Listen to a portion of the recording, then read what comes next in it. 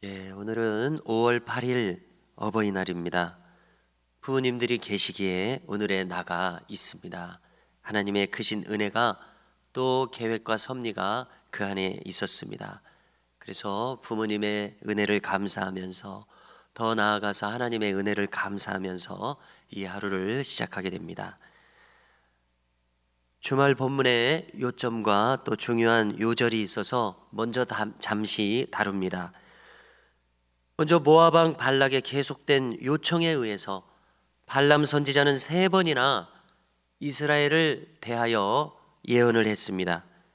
그러나 그때마다 하나님께서는 발람의 입술을 주관하셔서 그때마다 이스라엘을 인정하고 높이고 또 나아가서 축복하도록 만드셨습니다.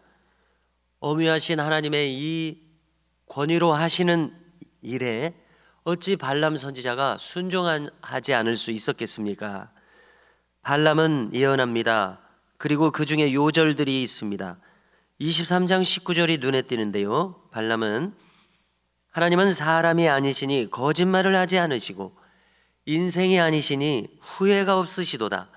어찌 그 말씀하신 바를 행하지 않으시며 하신 말씀을 실행하지 않으시랴. 하나님에 대해서 이렇게 말하고요. 또 이스라엘을 향한 축복이 진실로 실현될 것입니다. 하나님은 시건치 않으시니까요. 또 그는 24장 9절에서 말합니다. 이스라엘에 대해서 너를 축복하는 자마다 복을 받을 것이요 너를 저주하는 자마다 저주를 받을지로다. 그래서 발람 선지자의 이스라엘을 향한 축복의 예언 중에서 아주 결정적인 구절을 언급했습니다. 주말 본문에 이렇게 지나갔는데요. 이스라엘의 위상이 이렇게 높습니다. 그래서 왜 이렇게까지 하나님이 높이시나 생각해 볼 수밖에 없죠. 그래서 우리는 성경 전체를 통해서 생각할 때에 이스라엘을 특별 대우하시는 이유는 단 한 가지로 귀결됩니다. 무엇이냐면 이 민족을 통해서 메시아를 주십니다. 하나님께서 우리 한국 민족을 택하셨으면 이 민족을 통해서 메시아를 나게 하셨을 것입니다. 그러나 하나님은 그렇게 하지 않으시고 오직 수많은 민족들 중에 한 민족을 택하셔야 되는데 그렇지 않습니까? 인간은 제한이 있으니까요. 그 택한 민족이 이스라엘 민족입니다. 그렇기 때문에 이스라엘 민족을 이렇게 특별하게 하나님께서 대우하고 계십니다. 그리고 뿐만 아니라 우리도 영적 이스라엘로 삼으셨습니다.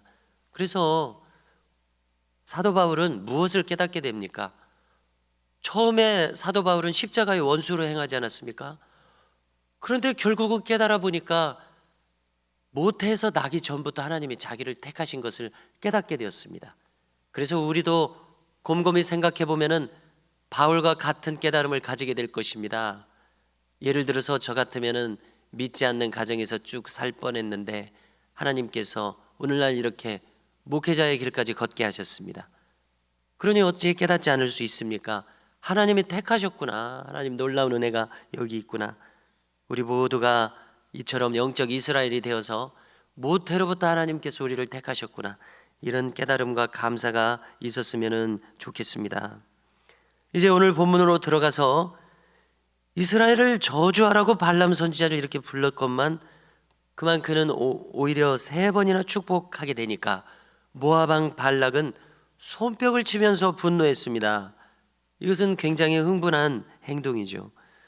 그래서 이렇게 불신앙 가운데 있는 사람들, 자기 중심 가운데 있어서 하나님을 의식하지 않고 살아가는 사람들의 가장 큰 특징 중에 하나는 남 탓을 하는 것입니다. 환경을 탓합니다. 심지어 하나님도 탓합니다. 관계된 모든 사람들을 탓합니다. 이 구원받지 못한 심령의 특징입니다. 우리가 얼마 전에 내 이성도 구원받아야 됩니다. 감정도 구원받아야 됩니다. 의지도 구원받아야 됩니다. 라고 말하게 되는데요. 정말 이것이 사실인 것을 알게 됩니다.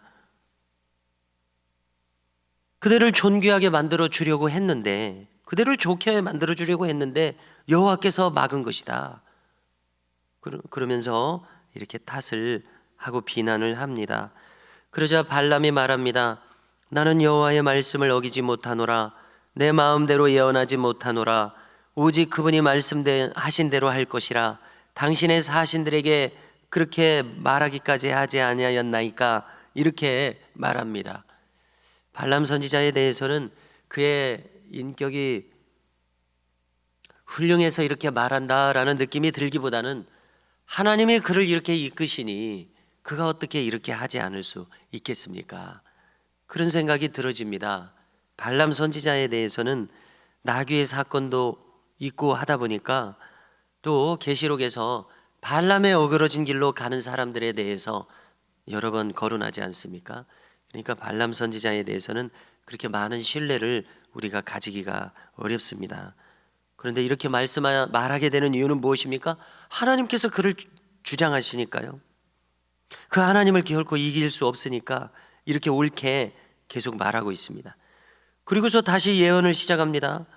자기 고국으로 돌아가면서 앞으로 주변 나라들에 있어질 일들에 대해서 예언합니다. 결론적으로 말합니다. 향후 500년, 700년 후에 있을 일들을 예언하게 되더라고요. 이 내용을 보니까요. 17절에서 예언합니다. 한 별이 나온다. 한 규가 일어나겠다. 이렇게 말합니다.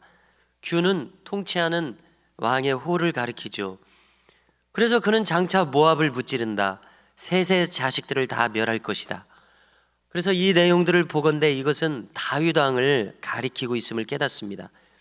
여기서 셋을 거론했습니다. 그래서 학자들이 누구를 가리키는지 어떤 민족을 가리키는지 모르겠다. 다윗 왕 주변의 나라들을 가리킬 텐데 정확히는 모르겠다. 이런 의견을 내고 있습니다.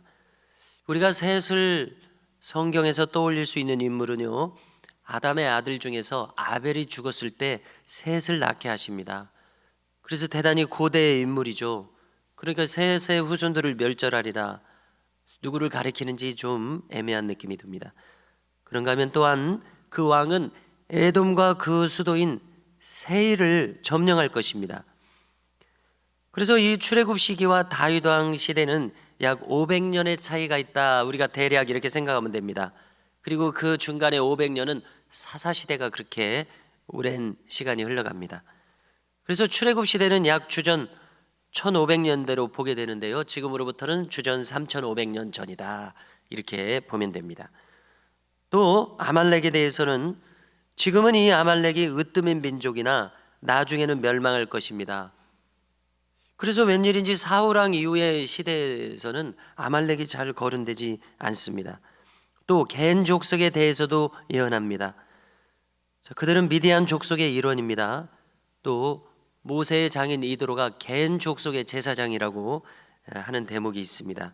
이드로의 족속입니다. 그들은 아수르에게 멸망당할 것입니다. 아수르는 주전 700년대에 활약합니다. 북이스라엘을 멸망시키는 나라입니다. 마지막으로 기띔은 키프루스 섬을 가리킵니다. 즉 성경의 표현으로는 구브로 섬입니다. 그 사람들을 가리킵니다. 그들도 결국은 멸망할 것이다. 이런 먼 훗날의 일들을 예언합니다. 결론적으로 발람은 말합니다. 23절에서 하나님이 이 일을 행하시리니 그때의 살 자가 누구이랴. 옳습니다. 하나님께서는 역사의 주인이요 주관자이십니다. 두말할 나위가 없습니다. 한 별과 규는 통치권을 상징합니다. 결국 우리는 메시아로 오시는 예수님의 통치하심까지 염두에 둘 수 있는 예언입니다. 그분은 민족과 나라들의 흥망성쇠를 지켜보시고 주관하십니다. 나라들뿐만이 아닙니다. 마찬가지로 우리의 인생길도 오늘 이 하루도 지켜보시고 주관하고 계십니다.